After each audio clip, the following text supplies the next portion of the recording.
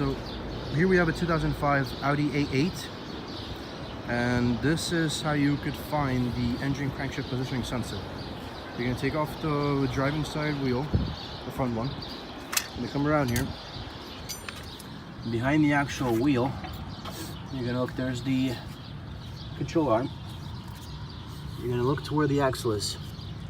Around the axle, there's going to be two metal cover plates. You're going to take off those plates, and behind there, right over there, that silver cable, black head, that's your crankshaft positioning sensor, and it connects underneath the car.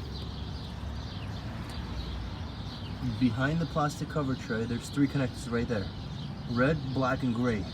Your gray connector is your crankshaft positioning sensor, and that's how you find it.